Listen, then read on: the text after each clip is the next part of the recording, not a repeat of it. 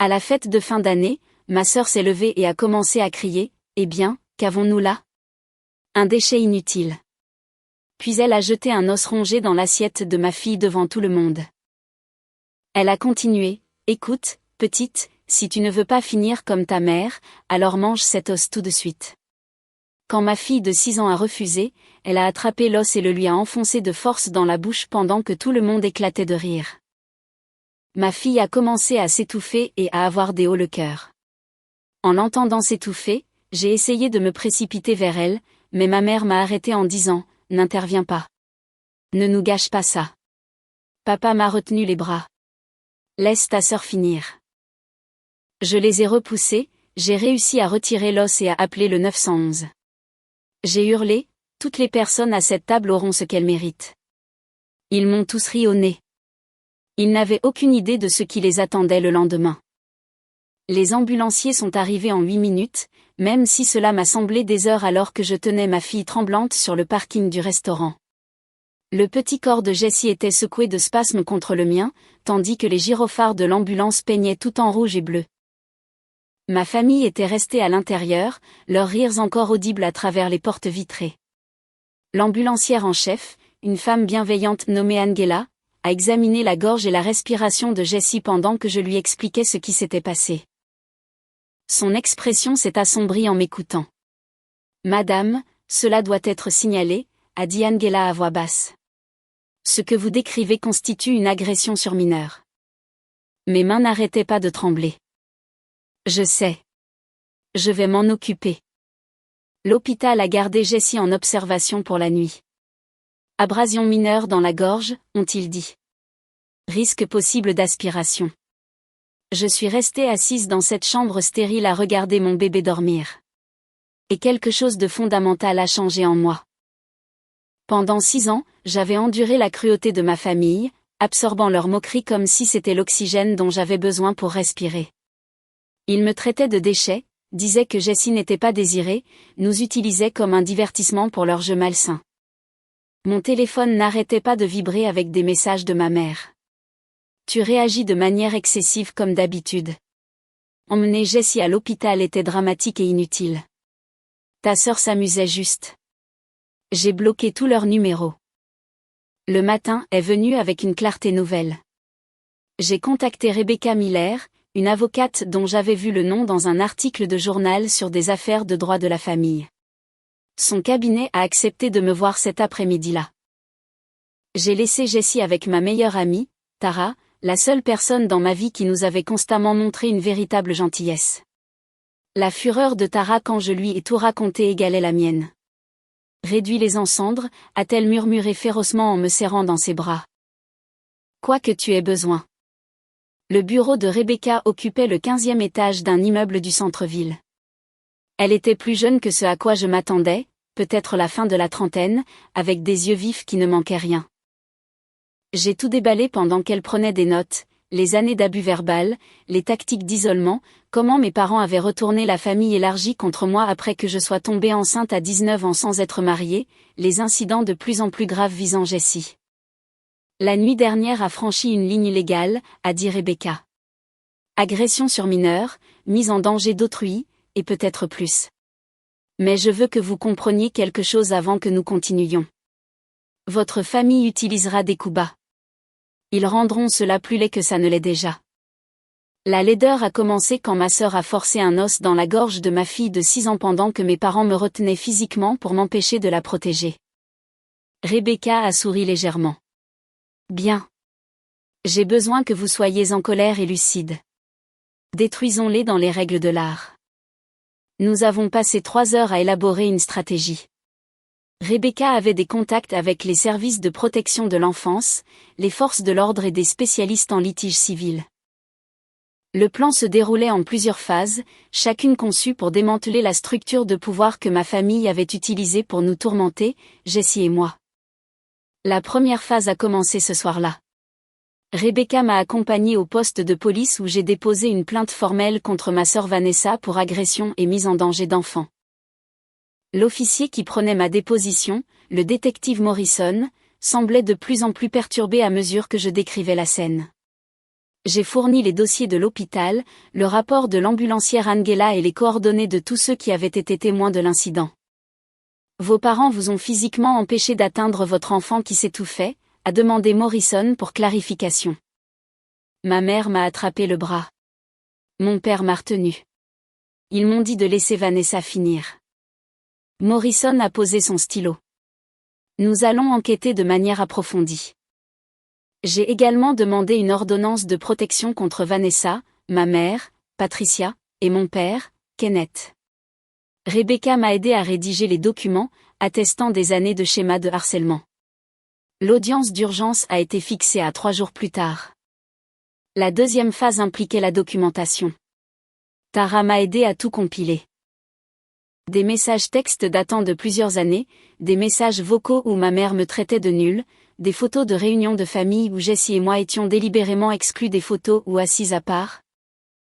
Des vidéos que ma cousine avait postées par inadvertance sur les réseaux sociaux montrant ma famille se moquant ouvertement de moi lors d'événements. Tout a été classé dans des dossiers organisés. Mon téléphone a explosé après que la police a rendu visite à mes parents. Vanessa m'a appelé 17 fois en 1 heure. J'ai laissé chaque appel aller sur la messagerie vocale, sauvegardant chaque message de plus en plus délirant. Elle me menaçait, me traitait d'ingrate, hurlait que je détruisais la famille pour rien. Rebecca les a écoutés avec un détachement professionnel. C'est parfait. Elle établit un schéma de harcèlement et profère des menaces. Continuez à tout sauvegarder. L'approche de ma mère était différente. Elle s'est présentée à mon appartement le lendemain matin, frappant à la porte alors que je préparais Jessie pour l'école. Je n'ai pas ouvert. Au lieu de ça, j'ai appelé la police et j'ai tout enregistré avec ma caméra de porte. Tu es ridicule, criait Patricia. Vanessa ne pensait rien de mal. Elle plaisantait juste. Tu as toujours été trop sensible. La police est arrivée et l'a escortée, ajoutant un autre rapport d'incident au dossier grandissant. L'audience pour l'ordonnance de protection est arrivée. Ma famille est venue en force, se présentant comme des parents inquiets, accusés à tort. Vanessa portait une robe conservatrice et des perles, jouant le rôle de la sœur innocente et choquée. Patricia tamponnait des yeux secs avec des mouchoirs. Kenneth projetait une confusion digne. Puis Rebecca a présenté nos preuves. Les dossiers de l'hôpital montrant les blessures de Jessie. Le rapport de l'ambulancière décrivant les circonstances. Le témoignage du détective Morrison sur l'enquête en cours. Des images vidéo du restaurant montrant Vanessa attrapant Jessie pendant que je me débattais pour atteindre ma fille. Des déclarations de témoins d'autres clients du restaurant. Le juge a accordé l'ordonnance de protection sans hésitation. Vanessa, Patricia et Kenneth avaient légalement l'interdiction de nous contacter, Jessie ou moi. Ils devaient rester à au moins 150 mètres de notre maison, de l'école de Jessie et de mon lieu de travail. Le masque de Vanessa s'est fissuré. C'est de la folie. Elle ment sur tout. Madame, j'ai examiné les preuves vidéo, a dit froidement le juge. Vous avez forcé de la nourriture dans la bouche d'un enfant, la faisant s'étouffer et nécessiter des soins médicaux, pendant que ses grands-parents retenaient physiquement sa mère. L'ordonnance de protection est maintenue. Je vous suggère de prendre un avocat pour les poursuites pénales. La troisième phase visait leur réputation. Ma famille était fière de sa position dans notre communauté. Kenneth siégeait au conseil de l'église. Patricia présidait divers comités de bienfaisance. Vanessa dirigeait une entreprise d'organisation d'événements supposément prestigieuse. Toute leur structure sociale dépendait de leur image de pilier de la moralité et des valeurs familiales. J'ai contacté le journal local qui couvrait les événements communautaires. La journaliste, Michelle Torres, était spécialisée dans les histoires d'intérêt humain. Je lui ai tout donné. Elle a vérifié de manière indépendante par le biais des archives judiciaires et des rapports de police. Son article a fait la une de l'édition du dimanche. Une famille éminente fait l'objet d'une enquête criminelle après un incident de mise en danger d'enfants dans un restaurant. Michelle n'a pas fait dans le sensationnalisme. Elle a présenté les faits. L'agression, l'admission à l'hôpital, l'ordonnance de protection, l'enquête policière en cours. Elle a inclus des citations de la décision du juge. L'histoire s'est propagée rapidement dans notre ville relativement petite où mes parents avaient cultivé leur image pendant des décennies. On a demandé à Kenneth de se retirer du conseil de l'église dans les 48 heures. Le pasteur a invoqué une suspension temporaire en attendant l'enquête, mais tout le monde a compris. Les comités de bienfaisance de Patricia l'ont discrètement retiré de leur liste de contacts. L'entreprise de Vanessa a implosé alors que les clients annulaient des événements, ne voulant pas être associés à quelqu'un faisant l'objet d'une enquête pour agression sur un enfant. Ma mère a essayé d'appeler depuis différents numéros, laissant des messages qui alternaient entre la rage et la manipulation. Tu as détruit cette famille. Ton père pourrait avoir une crise cardiaque à cause du stress. Comment peux-tu faire ça à ta propre sœur? J'ai sauvegardé chaque message pour Rebecca. Le bureau du procureur a engagé des poursuites pénales contre Vanessa. Agression ayant causé des lésions corporelles à un mineur. Mise en danger d'enfant. La mise en accusation a été brève. Vanessa a plaidé non coupable, maintenant qu'elle avait plaisanté et que j'avais réagi de manière excessive. Son avocat, un costume cher nommé Gregory Lawson, a essayé de me dépeindre comme vindicative et instable. Rebecca avait anticipé cela. Elle avait déjà intenté une action civile contre Vanessa, Patricia et Kenneth pour détresse émotionnelle, frais médicaux et dommages liés à des années de harcèlement. La procédure de communication des preuves les forcerait à fournir des documents, des communications et des témoignages sous serment. Ma famille élargie s'est fracturée. Ma tante Carole, la sœur de Patricia, m'a contactée en privé. Elle avait été témoin pendant des années de leur traitement envers Jessie et moi, mais était restée silencieuse, ne voulant pas causer de conflit familial. La culpabilité la motivait maintenant. Elle a fourni des documents supplémentaires sur des incidents, y compris une fête d'anniversaire particulièrement cruelle où ils avaient donné à Jessie un sac cadeau rempli de déchets tandis que les autres enfants recevaient des jouets. J'aurais dû dire quelque chose il y a des années, a admis Carole lors de notre rencontre. Je me disais que ce n'était pas mes affaires. J'avais tort. Son témoignage a ajouté du poids à notre dossier de harcèlement. D'autres parents ont commencé à sortir du silence, chacun ajoutant des pièces au puzzle documenté des abus. L'avocat de Vanessa a tenté de négocier. Abandonner les accusations criminelles et le procès civil, et Vanessa paierait les frais médicaux plus $20 000. Rebecca leur a ri au nez.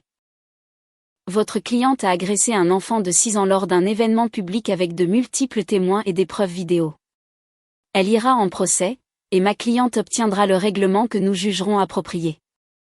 Le procès pénal était prévu pour dans 4 mois. Le procès civil suivrait après le verdict pénal. Entre-temps, la procédure de communication des preuves pour les deux affaires est devenue une forme de justice en soi. Vanessa, Patricia et Kenneth ont été tenus de fournir des années de messages textes, de mails et de dossiers financiers. Chaque communication cruelle est devenue une pièce à conviction. Chaque message moqueur a été catalogué comme preuve. Kenneth a essayé de m'approcher dans une épicerie, violant l'ordonnance de protection. J'ai immédiatement appelé la police. Il a été arrêté sur le parking. Rebecca a déposé une plainte pour outrage au tribunal et ses conditions de libération sous caution sont devenues plus restrictives. Ton père a 68 ans, sanglotait le message vocal de ma mère. Il pourrait aller en prison à cause de toi. Il pourrait aller en prison parce qu'il a aidé à agresser ma fille, mais je n'ai pas pris la peine de la corriger. L'entreprise d'organisation d'événements de Vanessa a été officiellement dissoute au bout de 3 mois. Ses clients étaient partis. Sa réputation était détruite. Elle avait construit toute son identité autour du fait d'être la sœur qui réussit, l'enfant prodige qui avait tout fait correctement alors que j'étais tombée enceinte et avait déçu tout le monde. Maintenant, elle était au chômage et faisait face à des accusations criminelles. Patricia a perdu sa position dans toutes les organisations auxquelles elle participait. Le travail caritatif qui avait défini son existence sociale s'est évaporé. Personne ne voulait être associé à quelqu'un impliqué dans des abus sur enfants, même de manière périphérique. Son image soigneusement construite de grand-mère dévouée et de pilier de la communauté s'est effondrée dans les articles de journaux et les documents judiciaires. Les partenariats commerciaux de Kenneth se sont discrètement dissous. Il dirigeait une société de conseil pour les petites entreprises, misant beaucoup sur sa réputation et ses relations. Ces relations se sont rapidement rompues une fois l'histoire connue. En 4 mois, il avait fermé son bureau. La communication des preuves du procès civil a révélé des informations financières qu'il voulait désespérément cacher. Kenneth et Patricia avaient des dettes importantes malgré leur apparence aisée. L'entreprise de Vanessa était en faillite depuis plus d'1 an, fonctionnant à crédit et par désespoir. Leur image de famille parfaite était aussi frauduleuse que leur traitement de Jessie et moi. Rebecca a structuré notre action civile avec soin. Nous ne demandions pas seulement des dommages et intérêts pour l'incident du restaurant. Nous avons documenté 6 ans de harcèlement systématique, d'abus émotionnels et de cruauté délibérée envers un enfant. Le docteur Raymond Foster, psychologue pour enfants, a évalué Jessie et a fourni un témoignage d'expert sur les impacts à long terme des abus familiaux prolongés. Les semaines précédant le procès pénal furent éprouvantes d'une manière que je n'avais pas anticipée. L'avocat de Vanessa, Gregory Lawson, a utilisé toutes les tactiques pour m'intimider afin que je retire les accusations. Il a envoyé des lettres suggérant un règlement à l'amiable, laissant entendre qu'un procès serait traumatisant pour Jessie. Rebecca a balayé chaque tentative avec une précision professionnelle. Ils ont peur, m'a-t-elle expliqué un matin autour d'un café. Lawson sait que les preuves sont accablantes. Il espère que vous céderez sous la pression. Je ne pouvais pas, je ne le ferai pas. Chaque fois que le doute s'insinuait, je me souvenais du visage terrifié de Jessie alors qu'elle s'étouffait. Le son des rires de ma famille se mêlant assez haut le cœur. Ce souvenir a durci ma résolution en quelque chose d'incassable. Lawson a également tenté d'attaquer ma réputation par des canaux non officiels. Soudain, de vieilles connaissances du lycée ont commencé à publier sur les réseaux sociaux que j'étais une faiseuse de troubles à l'adolescence. Des commentaires anonymes sont apparus sur les articles de presse locaux sur l'affaire, affirmant que j'étais une mère indigne qui avait toujours été jalouse de la réussite de sa sœur. La campagne de diffamation était évidente et désespérée. Rebecca a tout documenté. En fait, cela nous aide, a-t-elle dit. Cela montre une conscience de la culpabilité. Les personnes innocentes n'orchestrent pas de campagne d'assassinat de réputation contre leurs accusateurs. Pendant ce temps, mes parents ont tenté leur propre forme de contrôle des dommages. Kenneth a contacté ses associés, racontant une histoire de malentendu familial exagéré par une fille instable. Plusieurs personnes qu'il a contactées m'ont transféré ces messages, mal à l'aise avec ces tentatives de manipulation. Ces messages sont devenus des preuves supplémentaires de subornation de témoins et de harcèlement. Patricia a adopté une approche différente. Elle a commencé à fréquenter la même église que Tara, s'asseyant au fond, l'air dévasté et fragile. Elle abordait les membres de la congrégation après les services, essuyant des larmes en expliquant comment je m'étais retournée contre la famille pour rien. Elle se positionnait comme une grand-mère au cœur brisé, cruellement séparée de sa petite fille. Tara a mis fin à cela immédiatement. Elle a parlé en privé au pasteur, lui fournissant des copies des documents judiciaires et de l'ordonnance de protection. Le pasteur, un homme réfléchi nommé Révérend Matthews, a eu une conversation discrète avec Patricia. Elle a cessé de venir après ça. Elle a en fait essayé de recruter des membres de l'église pour te faire pression en vue d'une réconciliation, a rapporté Tara, dégoûtée. Le révérend Matthews n'a pas marché. Il lui a dit que forcer un enfant à manger un os jusqu'à ce qu'elle s'étouffe n'était pas un malentendu pardonnable. L'équipe de l'accusation assignée à l'affaire de Vanessa était composée de la procureure adjointe Lorraine et de son partenaire, un procureur méthodique nommé James Shen.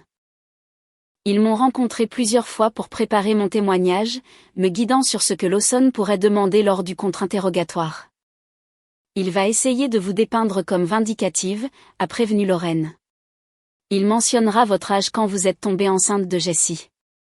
Il suggérera que vous avez toujours été jalouse du succès de votre sœur. Soyez prête à ce qu'il devienne personnel. James a ajouté, la clé est de rester calme et factuel. Ne le laissez pas vous provoquer à la colère. Votre sang-froid en dira long au jury. Nous nous sommes entraînés pendant des heures. Lorraine jouait le rôle de Lawson, me lançant des questions hostiles tandis que James observait et donnait son avis. C'était épuisant de revivre les abus encore et encore, mais nécessaire. À la fin, je pouvais réciter les faits sans m'effondrer. L'accusation a également préparé d'autres témoins. Plusieurs clients du restaurant ont accepté de témoigner de ce qu'ils avaient vu. Un couple nommé Robert et Linda Chen étaient assis à 2 tables de là avec leurs propres jeunes enfants. Linda s'était en fait levée pendant l'incident, prête à intervenir avant que je ne parvienne à atteindre Jessie. Nous n'arrivions pas à croire ce que nous voyions, a dit Linda à Lorraine pendant la préparation. J'ai des enfants du même âge. L'idée que quelqu'un puisse faire ça à mon enfant pendant que des membres de la famille rient et retiennent la mère. C'était horrifiant. Robert a ajouté, je voulais appeler la police moi-même. Quand elle a commencé à s'étouffer et que les gens riaient, j'ai cru que nous assistions à une sorte de folie collective. Leur témoignage serait puissant, offrant une perspective extérieure de parents qui comprenaient la gravité de ce qui s'était passé. Le docteur Raymond Foster a passé des heures avec Jessie pour préparer son évaluation et son témoignage d'expert. Il était doux avec elle, faisant en sorte que les séances ressemblent à un jeu plutôt qu'à un interrogatoire. Ensuite, il me rencontrait pour discuter de ses conclusions. Jessie montre des signes clairs de traumatisme liés aux interactions familiales, a-t-il expliqué lors d'une séance. Elle présente de l'anxiété autour de la nourriture, une peur des figures d'autorité, et a décrit des cauchemars récurrents. Ses dessins la représentent systématiquement plus petite et plus sombre que les autres personnages, ce qui indique des croyances intériorisées sur sa propre valeur. Son langage clinique rendait tout plus réel.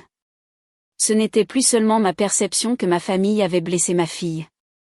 Un professionnel qualifié documentait un préjudice psychologique mesurable. La défense a tenté de faire exclure le témoignage du docteur Foster, arguant qu'il était préjudiciable. Le juge a rejeté leur motion après avoir examiné ses qualifications et sa méthodologie. Le visage de Lawson s'était crispé de frustration à cette décision.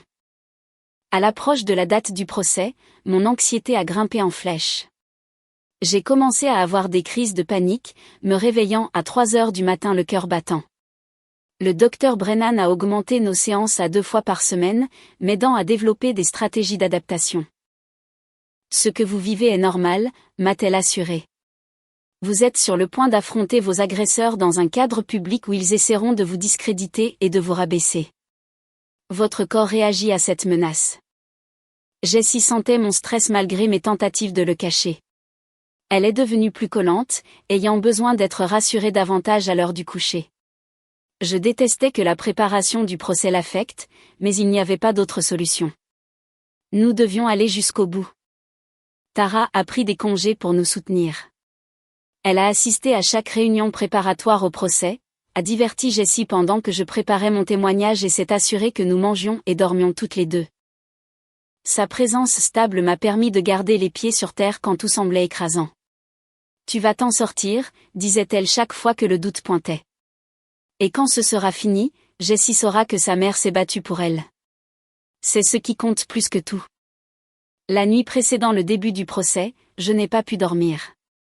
Je n'arrêtais pas de rejouer cette fête de fin d'année dans ma tête, le poids des mains de mon père sur mes bras, l'ordre glacial de ma mère de ne pas intervenir.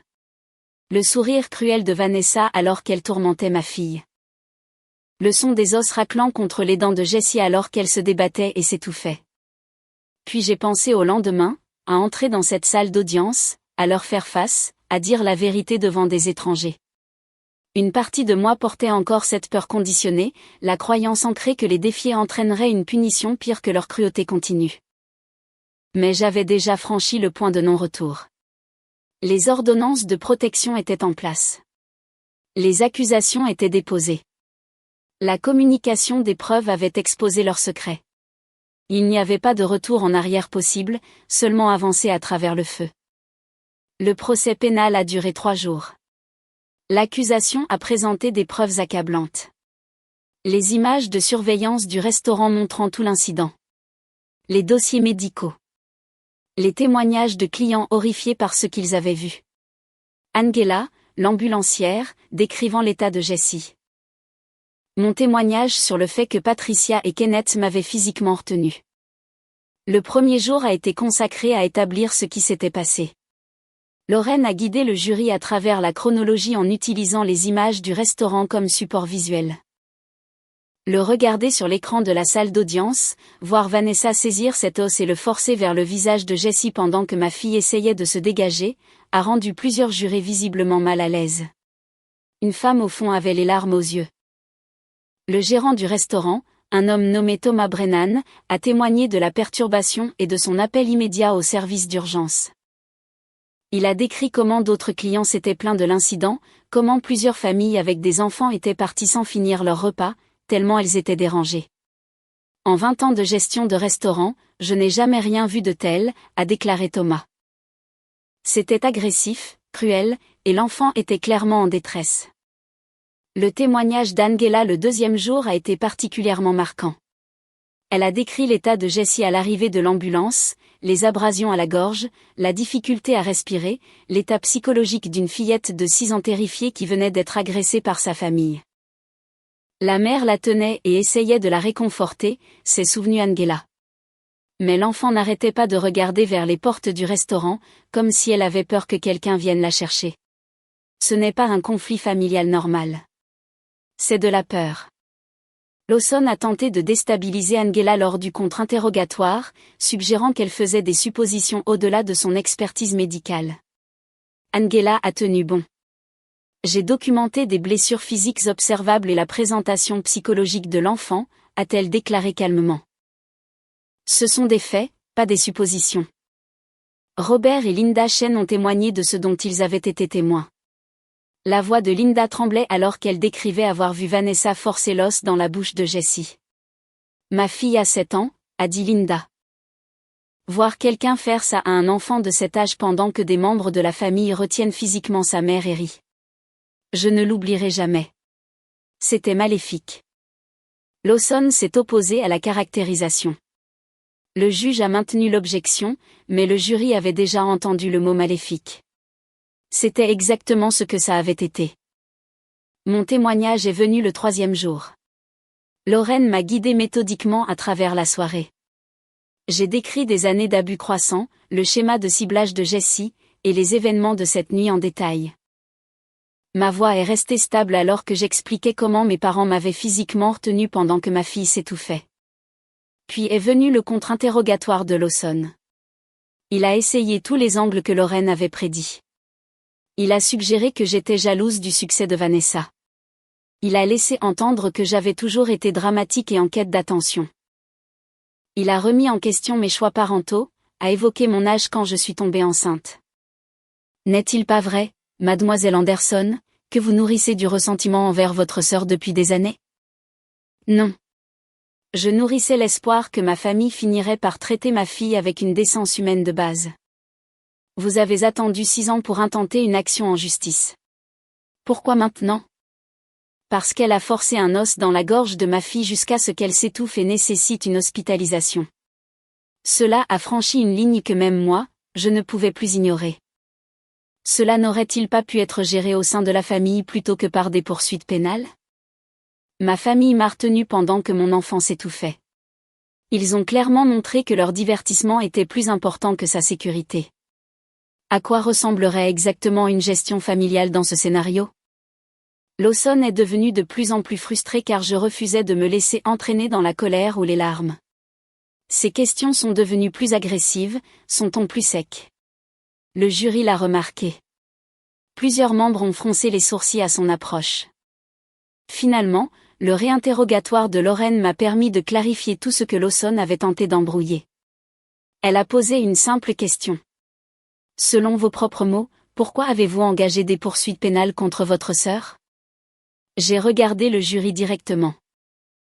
Parce que forcer de la nourriture dans la gorge d'un enfant jusqu'à ce qu'elle s'étouffe, pendant que ses grands-parents empêchent physiquement sa mère de la sauver, ce n'est pas une affaire de famille. C'est une agression. Et les enfants méritent d'être protégés, même lorsque l'agresseur fait partie de la famille. La défense de Vanessa a tenté de prétendre qu'il s'agissait d'une discipline familiale qui avait légèrement mal tourné. L'accusation a détruit cet argument en montrant le schéma d'abus, les tactiques d'humiliation publique et le fait que Vanessa n'avait aucune autorité parentale sur Jessie. Lawson a appelé Vanessa à la barre, ce que Rebecca a plus tard qualifié d'erreur tactique.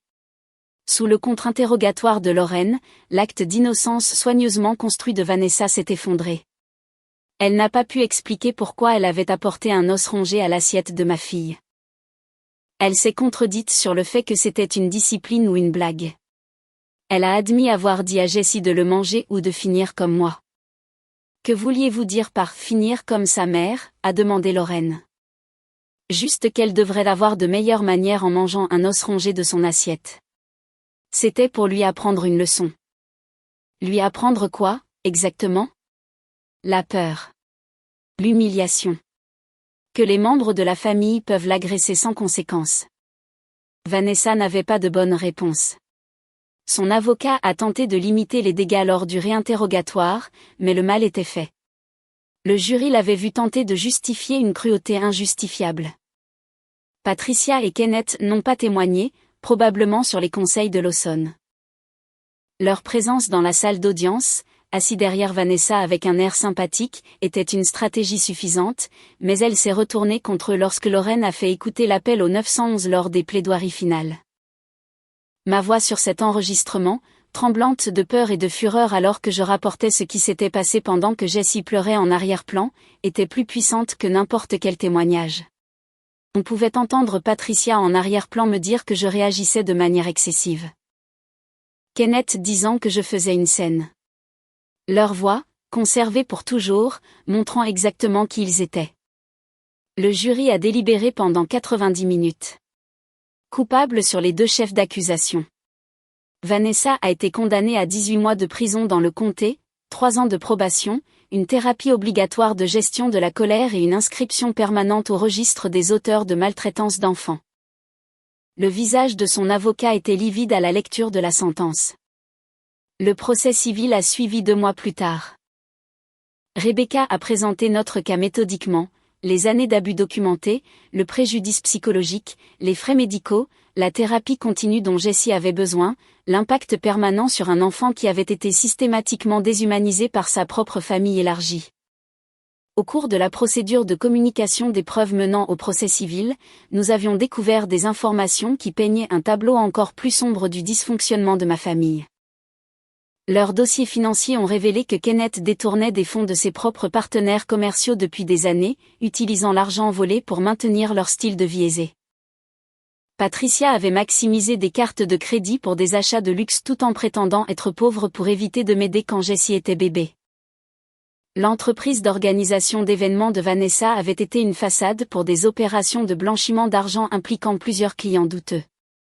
L'équipe de Rebecca comprenait un expert comptable judiciaire nommé David Martinez qui a retracé leurs transactions financières avec une précision méthodique.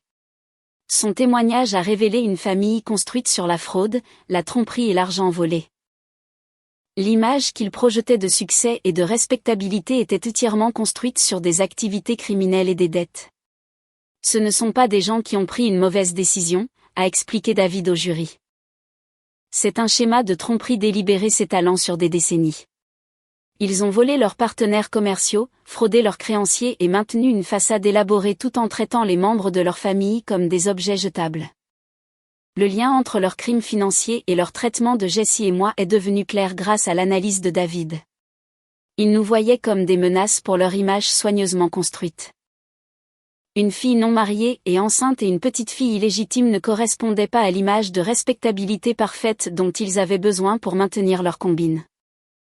Alors, ils ont essayé de nous briser, de nous cacher, de nous rendre si abattus que nous n'oserions jamais exposer leurs secrets. Patricia a tenté de témoigner qu'ils avaient seulement essayé d'endurcir Jessie pour qu'elle ne soit pas faible comme moi. Rebecca l'a anéantie lors du contre-interrogatoire, la guidant à travers chaque incident, chaque commentaire cruel, chaque acte délibéré d'exclusion et d'humiliation. Le contre-interrogatoire de Rebecca était chirurgical. Elle a fait confirmer à Patricia des incidents spécifiques, puis les a contrastés avec ses affirmations d'amour et d'inquiétude. Vous avez témoigné que vous endurcissiez Jessie. Examinons cela. Pour son 4e anniversaire, vous lui avez donné une boîte vide alors que les autres petits-enfants recevaient des jouets chers. C'est exact. Nous lui apprenions que les choses matérielles ne sont pas importantes. Pourtant, vous avez donné des iPads et des vêtements de marque à ses cousins le même jour. Leur appreniez-vous que les choses matérielles sont importantes? Patricia a bafouillé. Rebecca a continué sans pitié. À Thanksgiving il y a 2 ans, vous avez fait asseoir Jessie à une table séparée dans une autre pièce pendant que la famille mangeait ensemble. Elle avait 4 ans. Quelle leçon cela lui enseignait-il? Elle devait apprendre sa place. Sa place? C'était une enfant de maternelle. Quelle place une enfant de 4 ans devrait-elle apprendre, si ce n'est qu'elle est aimée et valorisée par sa famille? Rebecca a présenté des photographies d'événements familiaux. Dans chacune d'elles, Jessie et moi étions soit complètement exclus, soit positionnés sur les bords, physiquement séparés du groupe familial principal. La preuve visuelle était accablante. On pouvait voir l'isolement délibéré dans chaque cliché soigneusement cadré. Vous avez dit à votre petite fille qu'elle était un déchet non désiré qui finirait sans valeur comme sa mère. Vous êtes resté là pendant que votre autre fille lui enfonçait de la nourriture dans la gorge jusqu'à ce qu'elle s'étouffe. Vous avez physiquement empêché sa mère de la sauver. Et vous prétendez que c'était une discipline aimante. Patricia n'avait aucune réponse qui n'aggravait pas les choses. Elle a tenté de prétendre qu'ils avaient essayé de protéger Jessie pour qu'elle ne suive pas mon mauvais exemple, ce qui n'a fait que souligner leur opinion selon laquelle tomber enceinte jeune faisait de moi une sous-humaine méritant une punition perpétuelle. L'avocat de Kenneth lui a conseillé de ne pas témoigner, mais Rebecca l'a appelé comme témoin hostile de toute façon. Sous serment, il a été forcé d'admettre la fraude commerciale, le détournement de fonds, les tromperies élaborées. Chaque aveu sapait toute prétention à une autorité morale sur les valeurs familiales. Monsieur Anderson, vous avez tenu les bras de votre fille derrière son dos pendant que votre petite fille s'étouffait.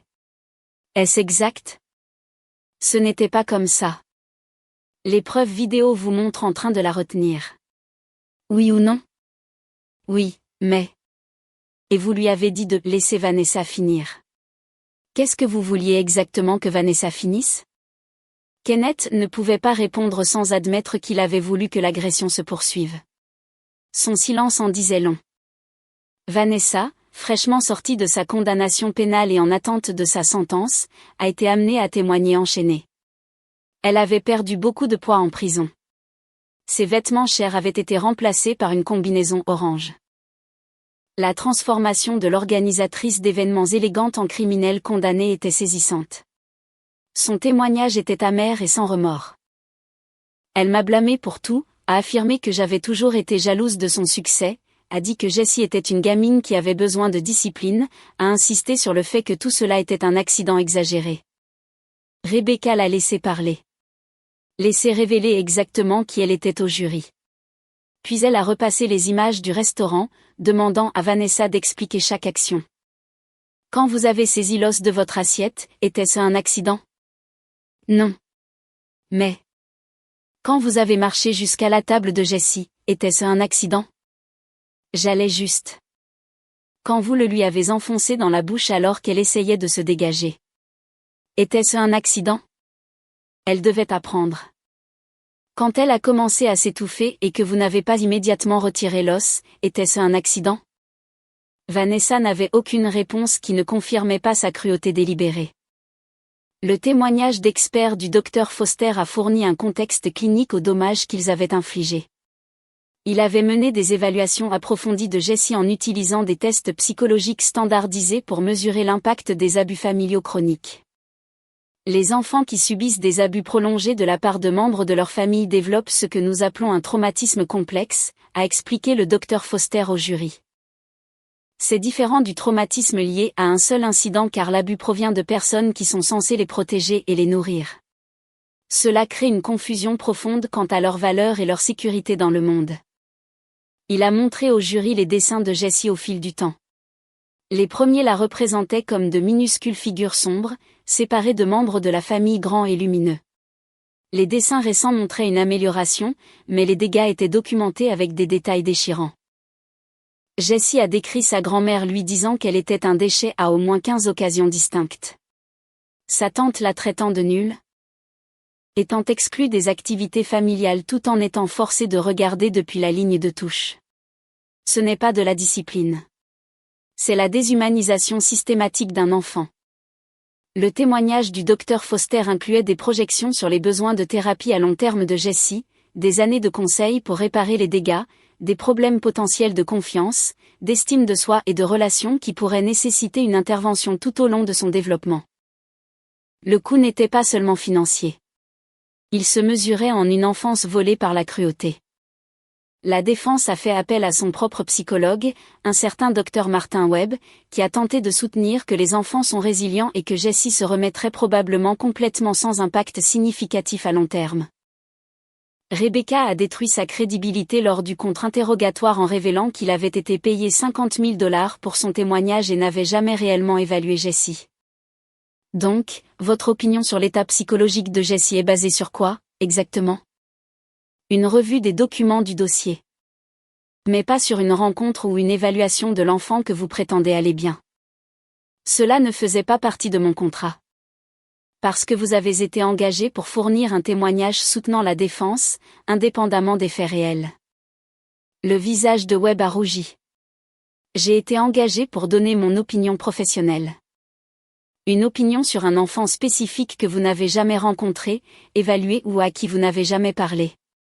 Merci, docteur. Pas d'autres questions. Les expressions des jurés suggéraient que le témoignage de Webb s'était retourné de manière spectaculaire contre la défense. Nous avons également appelé plusieurs des enseignants de Jessie comme témoins. Son institutrice de maternelle, Madame Suzanne Palmer, a décrit les changements de comportement qu'elle avait remarqués. Jessie était arrivée à l'école affamée à plusieurs reprises, ce qui s'est révélé plus tard être dû au fait que les réunions de famille impliquaient qu'on lui refuse de la nourriture pendant que les autres enfants mangeaient. Elle sursautait aux voix fortes. Elle s'était cachée dans les toilettes lors d'événements pour les parents parce que Patricia et Kenneth s'étaient présentés et avaient fait des commentaires cruels.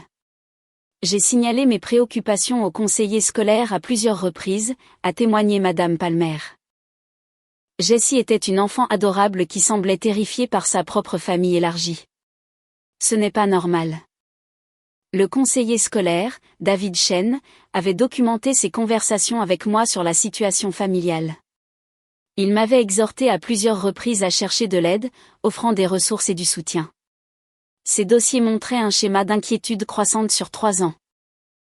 Madame Anderson essayait de protéger sa fille tout en maintenant un lien familial, a témoigné David. Elle espérait qu'il changerait. De nombreux parents dans des situations familiales abusives s'accrochent à cet espoir plus longtemps qu'ils ne le devraient. Ce n'est pas de la faiblesse. C'est la profonde difficulté d'accepter que vos propres parents et frères et sœurs font délibérément du mal à votre enfant. Son témoignage a aidé à contrer tout récit selon lequel j'avais été complice ou négligente. J'avais été une mère dans une situation impossible, essayant de naviguer entre la protection de Jessie et le maintien des seuls liens familiaux que nous avions. Rebecca a également présenté des preuves de mes tentatives d'établir des limites qui avaient été systématiquement violées. Des messages textes où je leur avais demandé d'arrêter les commentaires cruels. Des emails demandant qu'ils traitent Jessie avec un respect de base. Des enregistrements d'appels téléphoniques où je suppliais Patricia d'être simplement gentille avec sa petite fille. Chaque tentative avait été accueillie par des moqueries, du mépris ou une cruauté accrue. Ils considéraient l'établissement de mes limites comme une permission d'intensifier leurs abus, une preuve que j'étais faible et que je méritais d'être punie. La composante financière du procès civil était substantielle. Les frais médicaux pour le traitement d'urgence de Jessie et sa thérapie continue. Les coûts éducatifs pour un soutien spécialisé à l'école. Les besoins de thérapie projetés jusqu'à l'âge adulte. Les dommages et intérêts pour préjudice moral pour Jessie et moi. Les dommages et intérêts punitifs pour la nature délibérée de leur cruauté. L'experte financière de Rebecca, une économiste nommée Dr Lisa Yamamoto, a calculé l'impact économique total en utilisant des estimations conservatrices. Rien que les coûts de la thérapie se projetaient à des centaines de milliers de dollars sur la vie de Jessie. Ajoutez les autres dommages, et les chiffres devenaient vertigineux. La défense a tenté de faire valoir que les montants étaient excessifs, que nous essayions de profiter d'un conflit familial. Rebecca a réfuté cela en montrant des cas similaires et les dommages accordés. Un enfant systématiquement abusé par des membres de sa famille pendant des années, entraînant un traumatisme psychologique documenté nécessitant un traitement approfondi, justifiait une compensation significative. Il ne s'agit pas de profit, a plaidé Rebecca dans sa déclaration finale. Il s'agit de s'assurer qu'une fillette de 6 ans qui a été torturée par ses propres parents dispose des ressources nécessaires pour guérir. Chaque dollar demandé est documenté, justifié et nécessaire. Le jury nous a accordé 475 000 $ de dommages et intérêts. La maison de Kenneth et Patricia était partie. Leurs économies pour la retraite étaient parties. Les actifs restants de Vanessa ont été saisis. Ils ont déposé le bilan en quelques semaines, mais le jugement a survécu. Rebecca avait tout structuré avec soin. L'ensemble du processus juridique, de cette horrible fête de fin d'année au verdict civil final, avait duré un peu plus de 8 mois. 8 mois qui avaient complètement démantelé la structure de pouvoir que ma famille avait utilisée pour nous tourmenter pendant des années. Je ne voulais pas de leur argent par vengeance. Je voulais que les études universitaires de Jessie soient assurées. Je voulais que sa thérapie soit couverte aussi longtemps qu'elle en aurait besoin. Je voulais les ressources pour construire une vie où nous ne serions plus jamais vulnérables à des gens comme eux. Ma famille s'est dispersée après les jugements. Kenneth et Patricia ont déménagé dans un petit appartement à 3 heures de là. Leur statut social détruit et leurs finances ruinées. Vanessa est allée en prison, insistant toujours sur le fait qu'elle n'avait rien fait de mal. Les membres de la famille élargie qui avaient participé ou permis les abus se sont retrouvés coupés de ceux d'entre nous qui avaient finalement parlé. Tante Carole est entrée dans nos vies, essayant de se racheter par une relation authentique avec Jessie. Elle ne pouvait pas effacer le passé, mais sa présence offrait à Jessie au moins un parent de sang qui la traitait avec une dignité humaine de base. Jessie a eu du mal avec ce qui s'était passé. Le docteur Foster travaillait avec elle 2 fois par semaine, l'aidant à traiter le traumatisme et à comprendre que la cruauté qu'elle avait subie n'était ni normale ni méritée. Certains jours étaient plus difficiles que d'autres. Elle faisait des cauchemars où elle s'étouffait. Elle sursautait quand les gens élevaient la voix. Mais lentement, progressivement, elle a commencé à guérir. J'avais sous-estimé à quel point leurs abus m'avaient aussi endommagée. Ma propre thérapeute, le docteur Angela Brennan, m'a aidé à reconnaître les schémas que j'avais intériorisés. La croyance que je méritais d'être punie pour être tombée enceinte jeune. L'acceptation de la cruauté comme une interaction familiale normale. La peur que me défendre ou défendre Jessie ne ferait qu'empirer les choses. Vous avez protégé votre fille, a dit le docteur Brennan lors d'une séance. Vous avez finalement tracé une ligne et l'avez fait respecter. Cela a demandé une force incroyable. Cela ne m'avait pas semblé être de la force. Cela m'avait semblé être de la survie, comme si j'avais enfin atteint un point où leur cruauté envers Jessie l'emportait sur ma peur de leurs représailles. Tara nous a organisé un dîner de célébration 6 mois après la conclusion du procès civil. Juste nous 3 dans son appartement, mangeant à emporter et regardant Jessie rire devant un dessin animé. Simple, normal, sûr. Tu l'as fait, a dit Tara doucement pendant que Jessie était distraite. Tu l'as vraiment fait. J'ai complètement démantelé leur pouvoir. Vanessa était en prison. Kenneth et Patricia vivaient dans la pauvreté et l'isolement. Leur réputation était détruite à jamais. Les membres de la famille élargie qui les avaient soutenus ont fait face à des conséquences sociales et à des relations brisées. Tous ceux qui avaient ri pendant que ma fille s'étouffait avaient payé le prix. Mais la vraie victoire n'était pas leur punition. C'était Jessie qui apprenait lentement qu'elle était appréciée, protégée et aimée. C'était de construire une vie où les rires cruels lors des réunions de famille n'étaient pas quelque chose que nous devions endurer. C'était la liberté d'exister simplement sans se préparer à la prochaine humiliation. Rebecca appelait périodiquement pour prendre des nouvelles. Nous étions devenus une sorte d'amis à travers ce processus. Elle s'était battue pour nous alors que j'avais à peine la force de me battre pour moi-même. « Comment va Jessie ?» a-t-elle demandé lors d'un appel. « Mieux. Elle s'est fait une amie à l'école. Elles vont jouer ensemble ce week-end. C'est merveilleux. Et vous ? » J'ai réfléchi à la question. Nous avions déménagé dans un meilleur appartement. J'avais commencé à suivre des cours en ligne pour terminer mes études. J'avais fait des projets qui allaient au-delà de la simple survie quotidienne. J'apprends ce que normal veut dire. Vous l'avez mérité, toutes les deux. L'anniversaire de cette fête de fin d'année est passé. Je ne l'ai ni marqué ni reconnu. Jessie et moi avons passé la soirée à faire des biscuits et à lire des histoires, créant le genre de doux souvenirs familiaux qu'elle méritait. Parfois, je me demandais si je devais me sentir coupable de l'ampleur de leurs conséquences. Vanessa en prison. Mes parents en faillite et déshonorés. Le nom de famille ruiné dans notre communauté. Puis je me souvenais du visage de Jessie alors qu'elle s'étouffait, ses petites mains griffant sa gorge pendant qu'il riait, et toute culpabilité s'évaporait. Ils avaient eu d'innombrables occasions d'être décents, de traiter un enfant avec une gentillesse de base, de reconnaître leur cruauté et de changer. Ils avaient choisi l'escalade à la place, croyant que je ne me défendrais jamais, qu'ils pourraient nous faire du mal sans conséquence. Je leur avais prouvé qu'ils avaient catastrophiquement tort. Jessie posait des questions sur eux de temps en temps. Pourquoi grand-mère et grand-père ne venaient pas en visite? Où était passée tante Vanessa? Je répondais honnêtement, avec des termes adaptés à son âge. Certaines personnes font de très mauvais choix.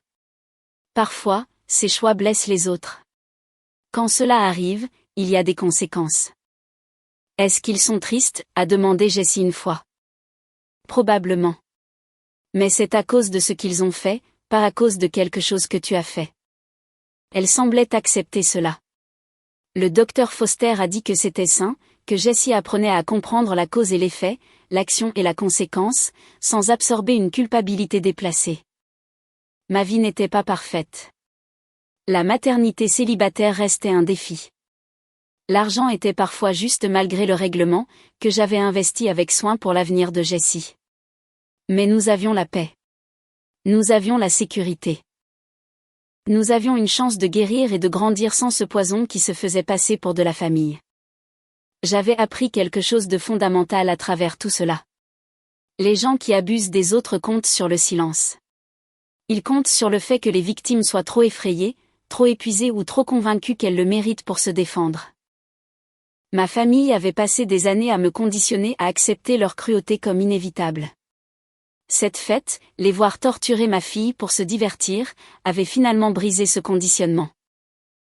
J'avais trouvé la force de dire « ça suffit », d'aller jusqu'au bout, de poursuivre toutes les voies légales jusqu'à ce que justice soit rendue. La femme qui était restée figée à cette table pendant que ses parents la retenaient me semblait être une personne différente maintenant. J'avais été terrifiée par leur colère, leur rejet, leurs représailles. J'avais absorbé leurs abus parce qu'une partie brisée de moi croyait que je le méritais pour le crime d'être tombée enceinte jeune.